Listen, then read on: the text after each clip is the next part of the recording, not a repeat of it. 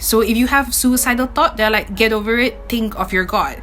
But the thing is, it's not that black and white. Listen instead of questioning people, because you'll never know how people feel. A lot of these influencers, they actually post something negative to grab attention. Just getting through the day is an amazing accomplishment. Like, you're doing great.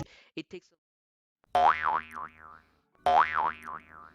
Hello everyone, what's poppin'? Welcome back to yet another episode of Bouncing Board. If you're new here, welcome to our channel. Bouncing Board aims to be a gateway to meaningful connections for young adults and individuals through a series of fun, intellectual, and random questions. I'm your host Erica, and if you like what you're seeing in our journey in connecting people, be sure to like and subscribe. So as usual, today I've brought in 4 fabulous speakers from 4 very different backgrounds to share their thoughts, views, and experiences on this platform. So first of all, we have bubbly and fellow Pomeranian owner Chang Ro.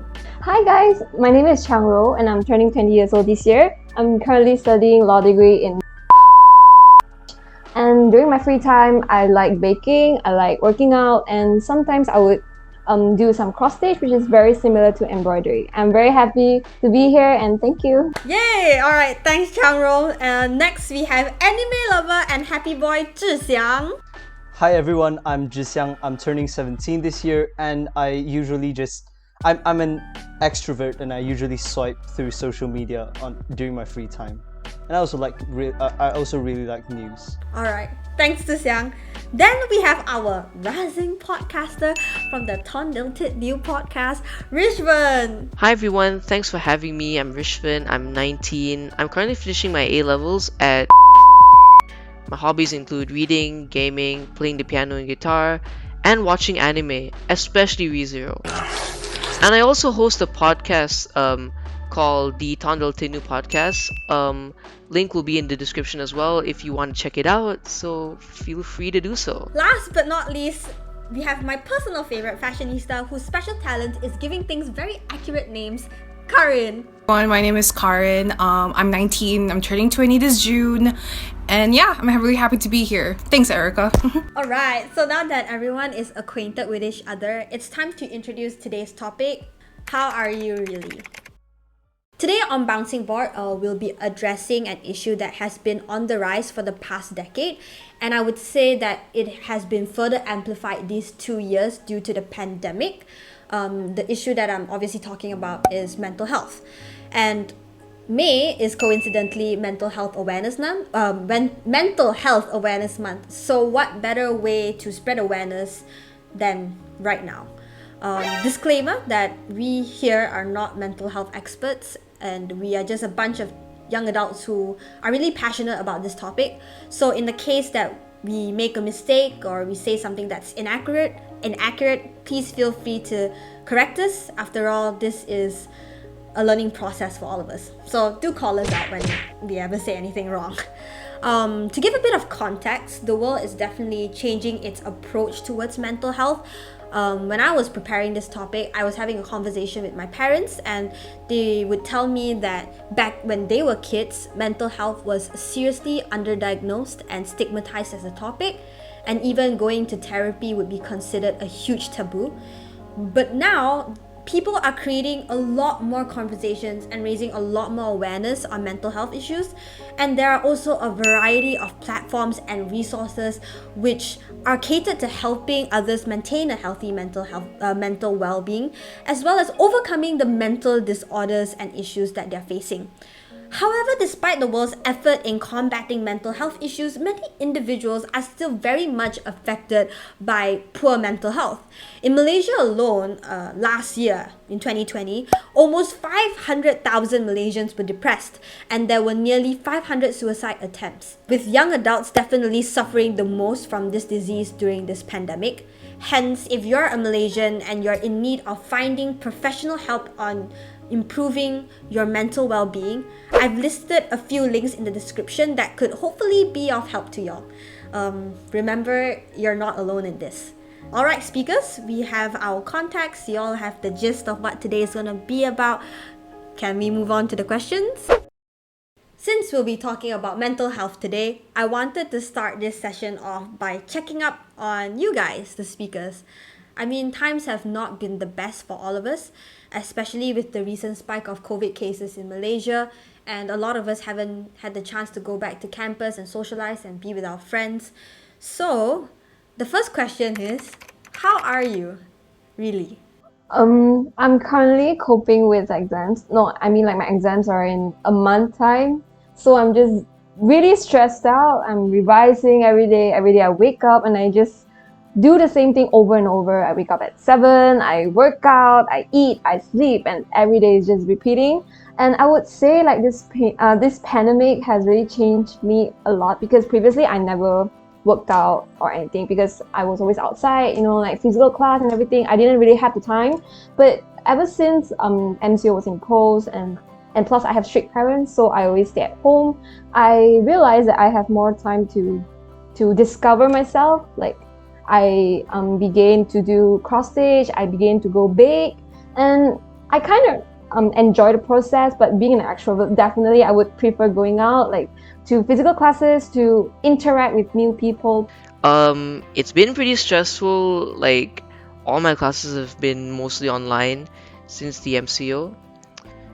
But it's good in the sense that this MCO kind of forces you to think out of your comfort zone and try to find activities that you wouldn't normally do as a coping mechanism of sorts. Well, I've been blessed to still be able to do debating online with the help of my college.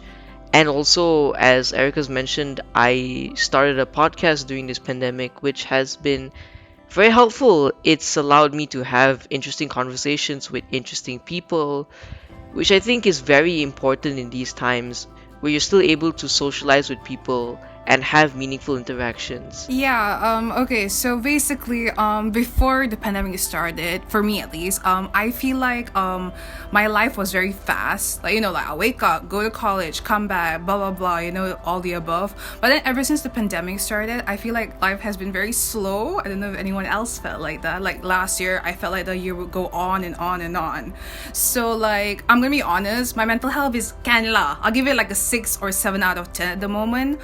Yeah, if you got no one else can relate at the moment unless Erica, but basically I'm in the transition between end of college to transferring to the US. So at the moment I'm a little bit lost. I don't really know what I want to do, etc. But I'll work it out. And yeah, that's just adulting. That's my status. Okay, so Karin talked about rating. She gave her mental health a 6, right? 6, right? 6 or 7? 7. So, what would you guys rate your current mental well-being out of 10? If you're talking about currently, I would say it's 8 over 10. But during the start of the pandemic, I would say 4 or 5. But right now, I'm mentally doing well. I'm happy, even though I'm stressed out. But I'm trying to find a lot of things to, distract myself whenever I'm sad or stressed out. So To be honest, I feel like at the start of the pandemic, my rating could be like 3 out of 10, because I'm still not with that life. Like you stay at home, you stay at your cave like a caveman, and then you can't talk to anyone else. And how am I supposed to adapt with like this new environment? So, but now after a few months, like of being at home, I'm kind of adapting that life. So I think I'll rate my current my current mental health like a 7 out of 10. Personally, I'd say it like really fluctuates, and it depends on my moods, because like I'm gonna be having my A2 soon, and it's a very stressful period. So I'd say it fluctuates between like a 5 and a 7. Rarely goes above that sometimes. It will be better, okay, Rish? it Got will be this. better. A-levels, easy, okay? Easy. You got this. Oh my god, Zhixiang, because since Zhixiang is like a high schooler, I don't think he understands the stress of college, but you go to a Chinese independent school, so you're gonna be equipped for this, okay? Yeah, Don't get I'm having scared by us. SPM this year. Oh my god, yeah. Yeah, also a big exam. Good luck to all of you. Good luck, Yeah. man. Thank you. We all know that mental health issues plague preteens, adolescents, and young adults a lot, more than any other age group. So, depression is constantly on the rise despite schools and institutions providing resources for counseling or to curb this disease. According to some statistics, I did my research for this episode, half of mental disorders begin at the age of 14 and 3/4 by the mid-20s. So when I feel like that's a pretty shocking result, because I mean mental health is so well known, or like a very talked about topic amongst young people, and we are so much more exposed to helping maintain our mental well-being. So it's quite surprising to see these figures. As a young person myself, based on my observations, I think a lot of people or young people are so burdened by a lot of things, but these things can definitely differ. So the question is, why do you think mental health issues are so prevalent amongst teens and young adults? For sure, social media, no doubt. With social media, I mean, even me, when I see someone like, on vacation, I'll be like, oh shoot, I should be there too, It's like, it's a comparison, it's toxic. And that's why, like, I know a lot of people, like, not to call them out if you're watching this, sorry, but they like to follow people who they aspire to be. And this is good to a certain degree, but at some point, you are gonna get jealous, and you are gonna be like, you're gonna feel bad about yourself if you're just sitting at home doing nothing while these people are like, filming a TV show or modeling or whatever, So it all depends on balance, and I feel like a lot of people don't do that. I totally agree with Karin, because I do follow a lot of people on Instagram, like influencers, like fitness YouTubers, and etc. because I have the mindset like I want to be like her. If I eat like her, I'm gonna be like her, Like that kind of mindset is quite toxic. I know it's unhealthy, but I can't really help it, Like, I understand that some people, they're not happy with their body image, or maybe they think they're not smart enough, etc. So they would like to, motivate themselves by following this kind of influencers online to motivate themselves to achieve greater things. I feel like it's a good thing, but you should not overdo it. This is my personal view, because I was there before and it was really, really draining. Like, try to be like people. And at that point, I was stressed out. Like, my mental health was bad. Like, I was just not feeling myself, I wasn't really happy inside. Like, I do see the results, but I don't feel happy inside. I feel like it's not me, and I'm trying so hard to make people like me. But we have to be aware that everyone's gonna judge you, and they have their own opinion. Just don't give a shit about it, and you should just do yourself, be yourself, and be comfortable with yourself, if you get what I mean. To be honest, I agree with both Karin and Xiangro.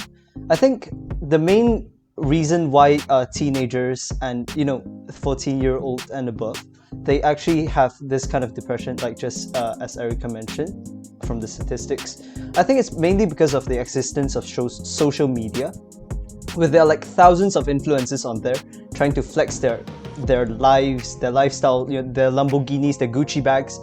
And then I think that mainly the reason is because of vanity, which means that you're trying to get materialism, so you're wanting to have that kind of life, but you can't. So you try to, in a way, grab attention of people, not to call out anyone, but you try to earn attention and affection from people around you, and you try to make yourself really valued.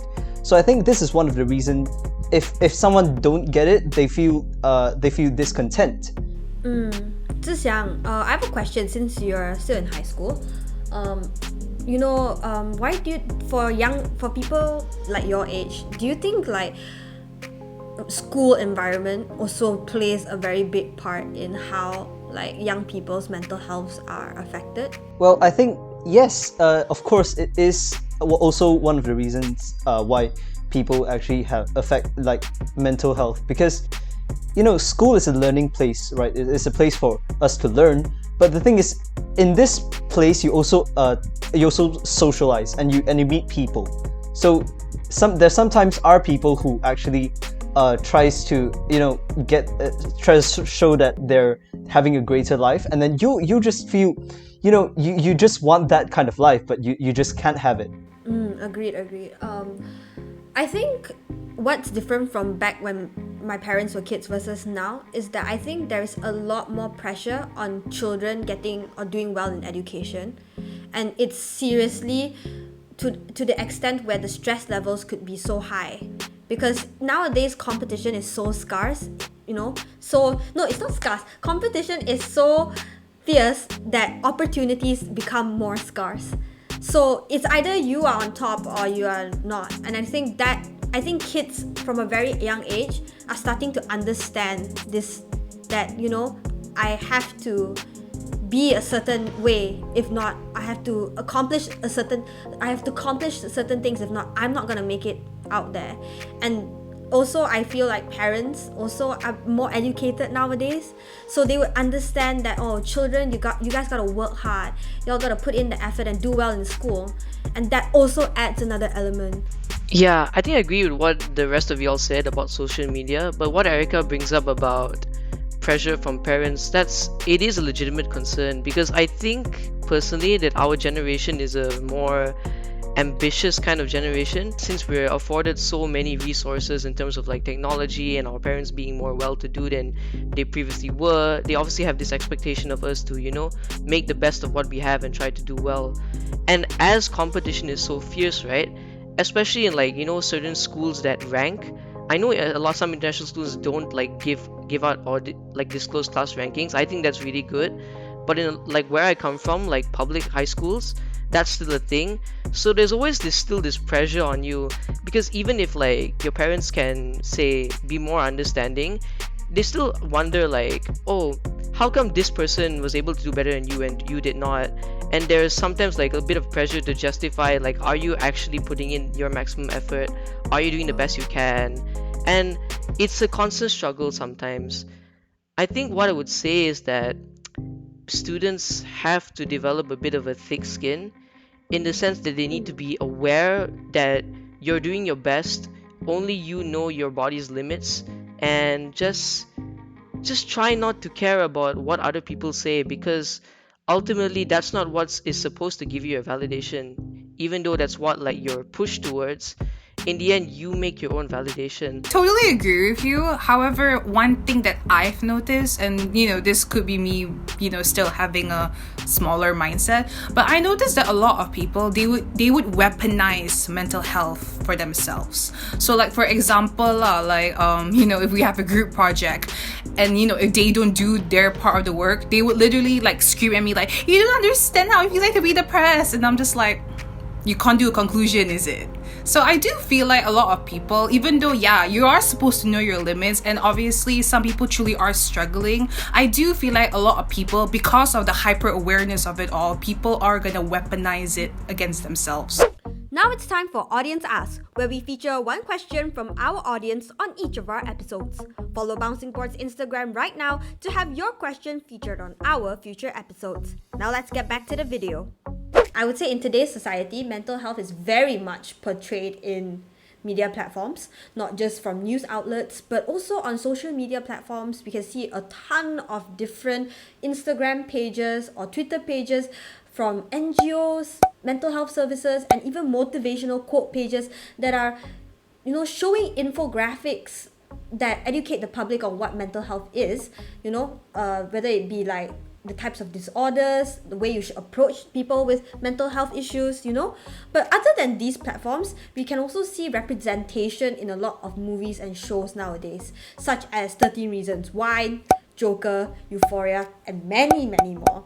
So, as you can see, there are so many ways for us to be exposed to mental health, and I'm sure that we have our own takes from these influences, whether it be good or bad, we can definitely talk about that. So, the question is, what are your thoughts on the media's portrayal of mental health, and has it helped you understand yourself or others better? So I've watched a few series on Netflix, 13 Reasons Why, and also I watched Joker before. And at first, I watched when I was watching 13 Reasons Why, a lot of people were judging that Netflix series. They say like it's disturbing, and like the content is way too much. It's just too much. But I feel like that's the society. You just don't see it yet. Like I'm not saying like this portray like real life story or anything, but I feel like some people, maybe they could really relate to the content, you know? Like to me, I couldn't read. I'm not Hannah Baker if you watched that movie before, the Netflix series before, but I feel like that movie really represents the society right now, the society we're living in right now. Like cyberbullying is really an issue, and I kind of like that movie, even though it's quite disturbing at some point, but I really enjoyed it because it opened my eyes a little bit. And I think it really is raising awareness among the people. Like cyberbullying, body shaming is really a big issue that everyone should take note of, if you get what I mean. And personally, I feel like, you know, I'm not sure if you guys use Twitter, you know, like people always tweet their own emotions and stuff on Twitter, and I'm just gonna comment, like I don't really like how some Twitter pages, like the content is it's just like emo contents, if you get what I mean. Like their tweets are so negative, and people, they just keep retweeting it because they were sad, you know. I get it, I was there before, I get it, but it's really turning everything into negativity, and you're spreading it in some way. Like whenever I totally understand, like you found something and you could relate it, that's why you're sharing it to other people. I get it, but sometimes it would impact other people because people view things differently, people feel things differently. And there was this period of time, like for 1 week, I did not use Twitter at all. I feel so happy inside, I would say, because I wasn't reading any negative tweets or anything, and people are not. So I feel like people should use social media wisely. I'm not attacking anyone. I'm sorry if I offended anyone, because I know like I tweeted negative stuff before, but I feel like this should stop. It should stop. Please start radiating positivity, because it really means something to people, if you get what I mean. I think what Changro, I don't know if I'm interpreting, because I think I sort of disagree with you a bit, because there is such thing as toxic positivity, and I strongly disagree with this thing. Sometimes life is shit. Life can suck ass, okay? And I agree that sometimes social media is a platform for people to express themselves, and I do agree that in some way, when people continuously retweet these type of negative things, it does rub off on people, and it does affect people, because I mean, emotions are contagious, you know. We are people, we will definitely be affected by it, you know, and we'll definitely feel bad about it. Or sometimes there's a Chinese word called 反感, which is like you are just repulsed by it. But I think we shouldn't like I wouldn't say I would discredit people from posting things like that, but I would do say that keep it, like, you know, that if it really is too much for you, talk to somebody professional about it, you know. You don't have to just, if you're constantly feeling that way, then this form of fixing the issue is not going to help you. You need to talk to somebody that will actually be able to give you professional help when it comes to things like that. I agree in different parts of each whatever says. I think emotions are very complex. I mean, everyone can agree on that, right? Emotions are complex. So back to the original question that Erica said about, you know, TV shows portraying mental health. I don't know about you guys, but when 13 Reasons Why first came out, I remember everyone hated Hannah. Like, they were like, Hannah deserves to die and all of that. And honestly, that's kind of effed up. Like, okay lah. Like, obviously, it's a fictional TV show. Obviously, it's gonna be a little more dramatic than, you know, an average person. But, you know, she did go through a lot of things in the show portrayed, you know? So the fact that a lot of people thought like that, I really hope they, like, you know, they don't think like that anymore. Because even though the show is controversial, it did the purpose that they wanted to do, which is start a conversation. It's a hard conversation, you know, because emotions, yeah, back to it, be complex.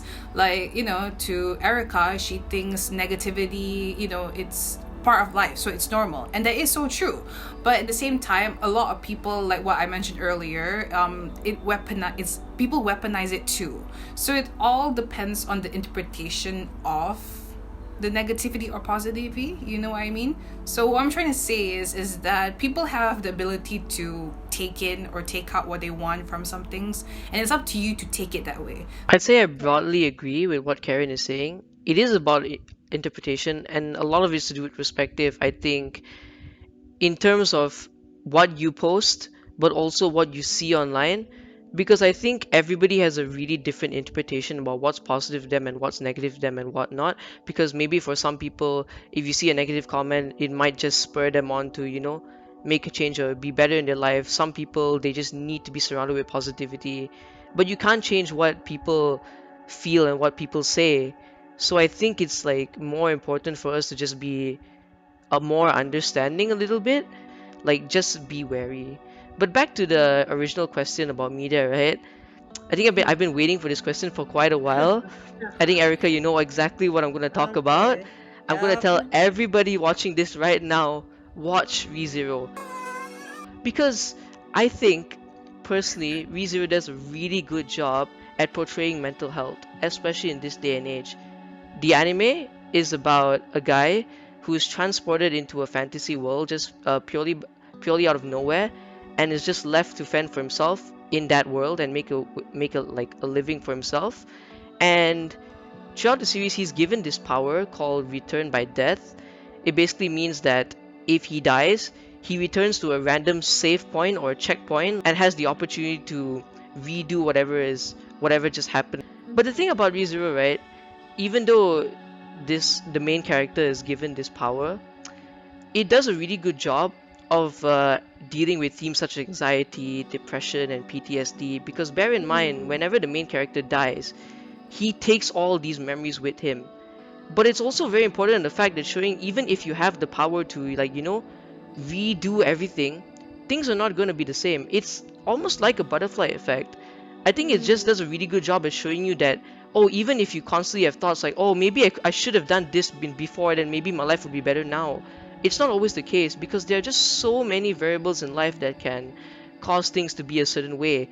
So I don't know if you guys kept up with the recent news of social media influencers in Malaysia, but there was this girl who is quite a social influencer who has like millions of subscribers on YouTube.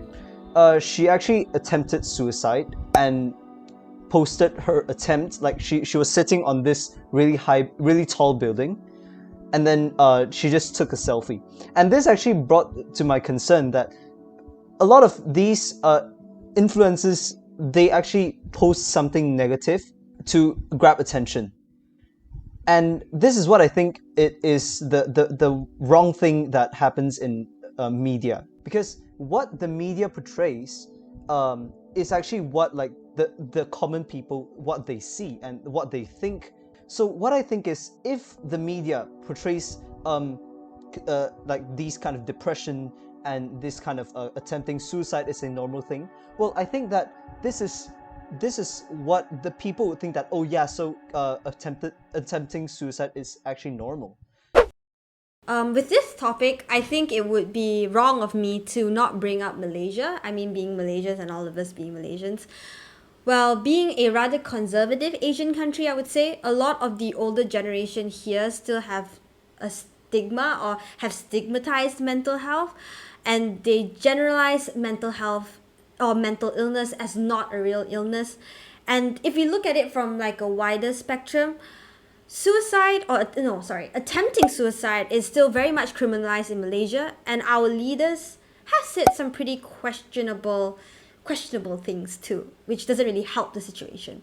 So the question is, as a Malaysian, can you give any suggestions on how our community can improve its approach towards mental health in this country? All right, so this is a really deep topic, I guess, like a deep question, and I think everyone in society has to consider about, like, if you're watching this right now, and I hope like our voice are heard, right?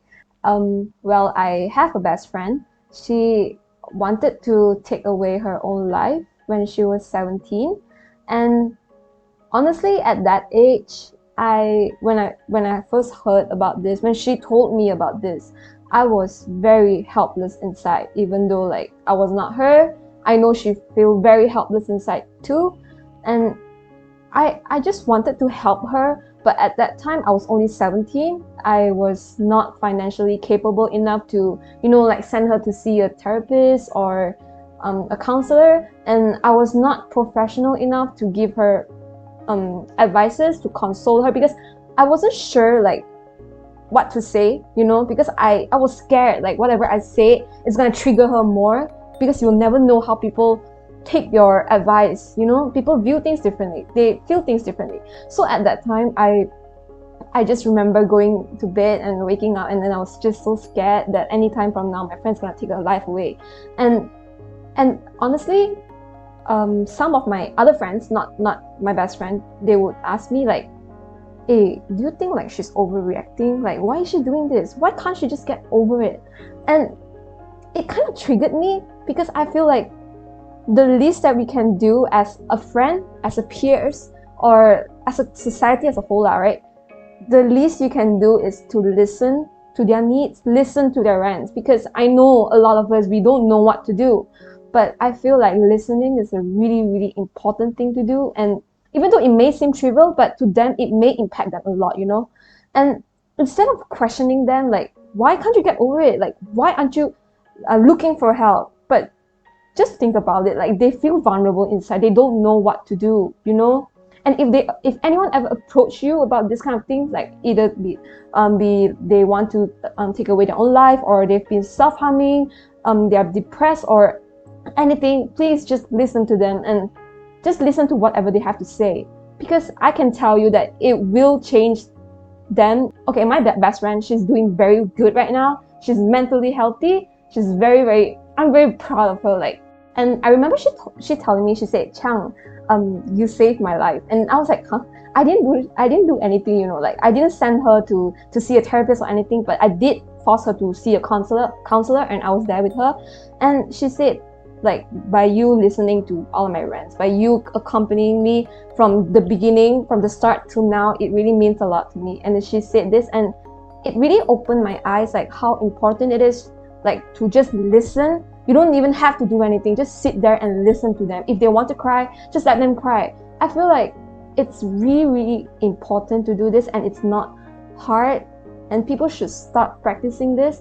Listen instead of questioning people, because you'll never know how people feel. For sure, I agree. It's all about kindness at the end of the day, You don't have to understand the person, but at the same time, even if you have those thoughts in the back of your head, like, get over it, don't say it. Be there for them. I feel like, especially in like, especially the older people, I mean, not all parents, but a lot of parents, they tend to, invalidate the kid, especially if they're suicidal, like, oh, you have everything, blah blah blah. But like, instead of fighting them, they should just listen. You don't have to understand it. And another thing, and I can bring this because I'm a Muslim, I noticed that Malaysia, we have this stigma, because in Islam, if you guys didn't know, suicide is haram. Basically, it's a sin. It's like a huge sin. Like, you literally, like, the belief is that you'll go to hell. Literally. So yes, that is true. However, they take it too literally. So if you have suicidal thought, they're like, get over it, think of your God.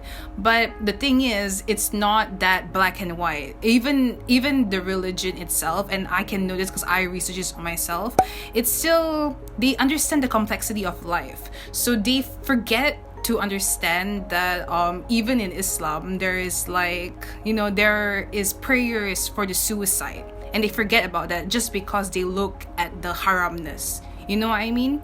So basically, they just forget that it's complex, and they invalidate people's feelings. And I feel like that is how, I mean, not that the boomers are gonna take over us for that much longer, because we are getting older, but I think that is what older people should realize. Yeah, I totally agree. But I also think that although social media is becoming a more positive place, you have all these accounts spreading positivity quotes and encouraging people with mental health struggles to talk to someone, I think we should also be targeting media that the older generation tend to frequent. Because I think one of the main issues us young people have is trying to get older people to understand our issues from our perspective, because there is a generational gap. It may be hard for them to understand why us young people, with more privileged backgrounds, with more resources than they had, and we have them providing for us, are in a worse mental state than we should be or they expect us to be. But I think it's important for them to recognize that the situation is different. And I think awareness is the key word here. We need the media to give us a helping hand in raising awareness of what our condition looks like and how they are able to understand that, because I don't think that these people are necessarily out to get you, because they're only reacting this way because they don't understand. I totally agree with what everybody said just now, and what I can summarize from hearing you guys speak and what I feel is that we have to be a more compassionate society as in Malaysia, because if you relate back to what Changro and Karin said about people invalidating other people and just brushing off mental health or how people are feeling, I think that's really detrimental, because I've personally been in that position countless of times, and that position is basically gaslighting, and honestly it is one of the worst feelings ever. I remember one of the things my parents said was, you're so mentally weak, when I was breaking down. And I think that is so wrong on so many levels, because I think a lot of people associate strength with keeping your emotions in, which is not the case. I think it takes a lot of courage for somebody to be vulnerable and be at their lowest in front of other people. So I think we should never ever generalize it that way or invalidate their emotions, because you don't know how much courage it takes for somebody to open up about how they're feeling and to be at their lowest in front of you. And I also genuinely feel that the way that Malaysia criminalizes suicide is just showcases how our society or the Malaysian government really lacks compassion towards its people. These people have problems and they are already going through so much, and by putting them behind bars, you are technically saying you are technically telling them legally that it is wrong for them to feel how they're feeling. And that is so messed up, because you're gonna make this person's condition or their mental health even worse, and it's gonna deteriorate even more. Ladies and gentlemen, we are on the very last question, and I think this has been a very insightful conversation for a lot of us. I hope it will be for you guys too. So for the last question, it's always a pretty simple one. What are some words of encouragement you would like to give to the viewers of Bouncing Board out there? I just want to say to everyone watching that you're not alone in your struggles. Now bear in mind that whatever you are experiencing may not be something that the wider public may experience or understand. Everyone has their own battles and mental issues.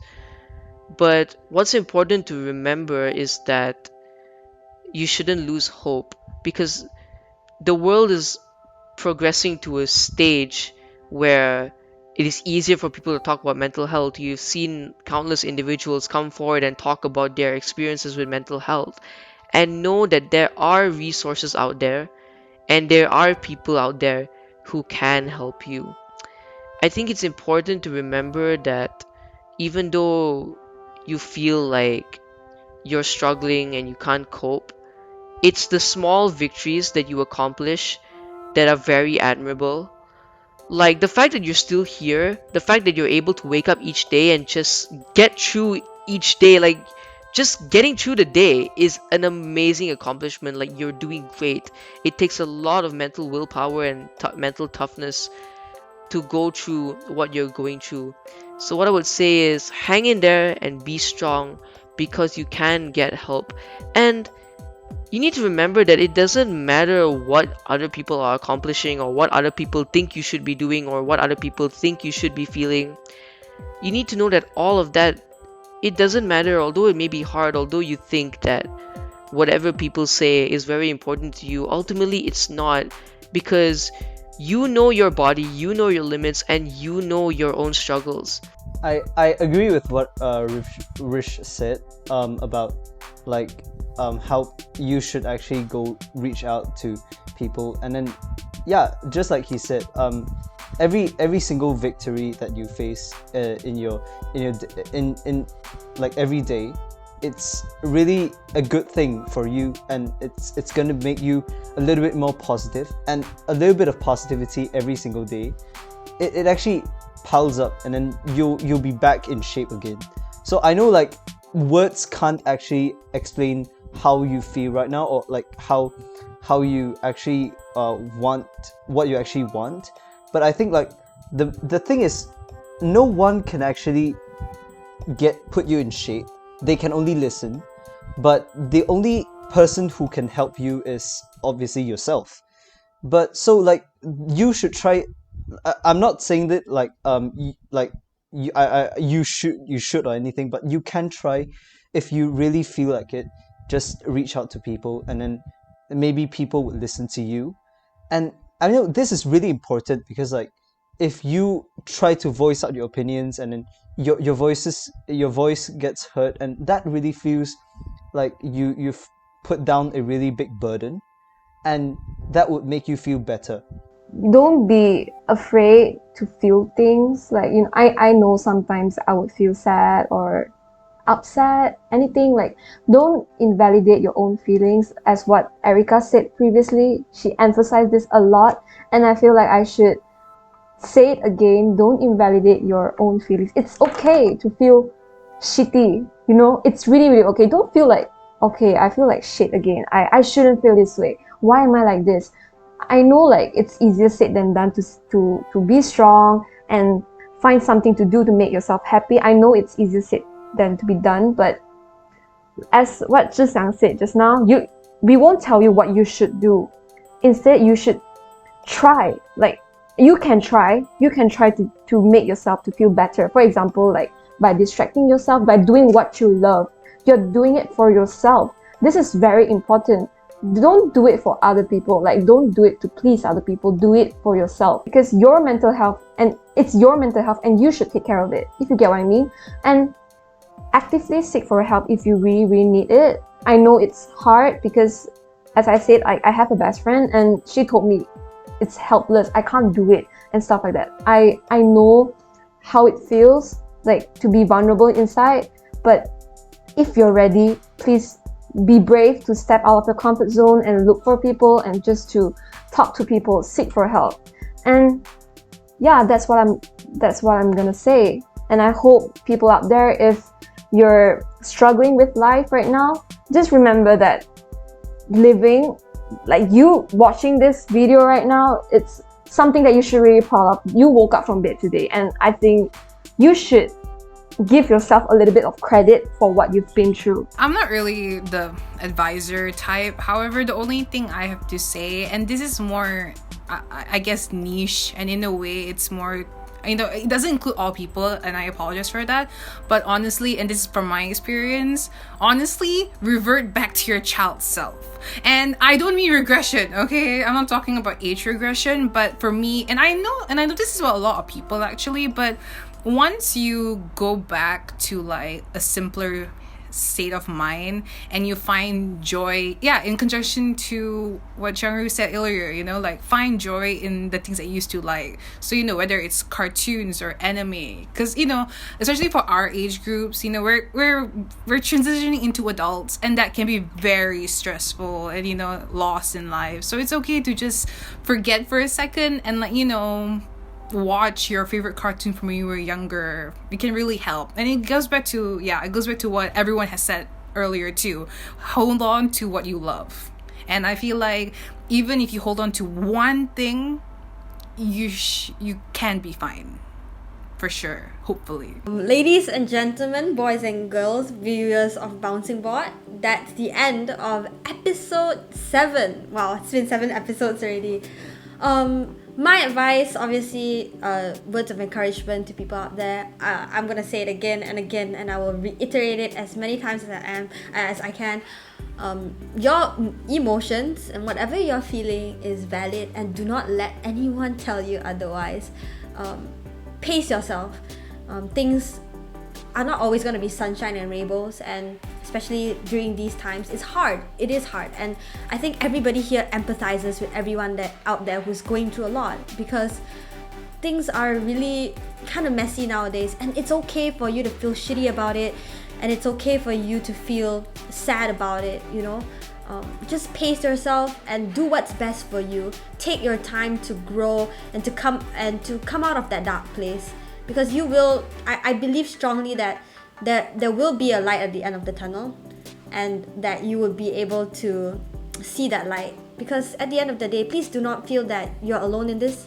There are a lot of people here supporting you, and we are here telling you that we are supporting you in this journey, in your journey too. So thank you everyone, and I hope this was a great episode for everybody, and we'll see you in the next episode of Bouncing Board. Bye.